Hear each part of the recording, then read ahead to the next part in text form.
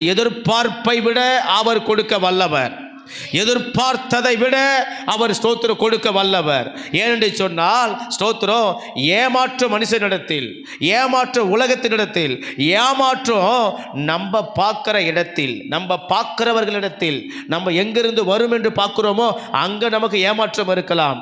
ஆனால் வாக்குத்தத்தத்தை கொடுத்தவர் ஒரு நாளும் எங்கே கொண்டு போய் வச்சாலும் ஏமாற்ற மாட்டார்.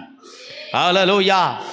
ஆடு மேய்க்க வைத்தாலும் ஏமாற்ற மாட்டார், மாடு மேய்க்க வைத்தாலும் ஏமாற்ற மாட்டார், நம்ம காத்திருக்க வைத்தாலும் ஏமாற்ற மாட்டார். ஸ்தோத்திரம். நம்மளை உழைக்க வைத்தாலும் ஏமாற்ற மாட்டார், நம்மளை உயர்த்தி வைத்தாலும் ஏமாற்ற மாட்டார்.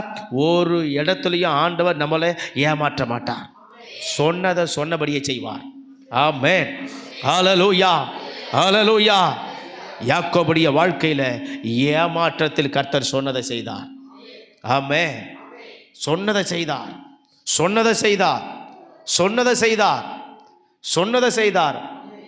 ஆனால் மனுஷன் வஞ்சகம் பண்ணினான்.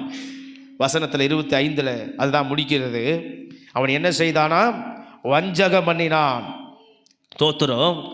வஞ்சகம் பண்ணினான். கேட்குறான் பார், பின்ன ஏன் எனக்கு வஞ்சகம் பண்ணினீர் என்றான். யாக்கோபு லாபானை பார்த்து கேட்குறான், எனக்கு ஏன் வஞ்சகம் பண்ணினீர், துரோகம் பண்ணினீர், ஏமாத்தினீர், கள்ளத்தனம் பண்ணினீர் அப்படின்னு கேட்குறான். இது மனுஷன் செய்வது. ஆமாம்.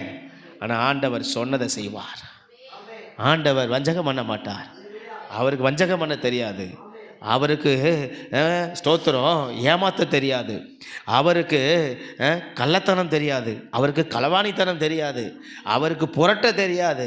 சொன்னதை மாற்றி செய்ய தெரியாது. சொன்னதை சொன்னபடியே செய்கிற தெய்வம் நம் ஆண்டவர். ஹல்லேலூயா. ஆமென். ஏமாற்றத்தில் அவனுக்கு சொன்னதை கர்த்தர் சொன்னபடி செய்தார்.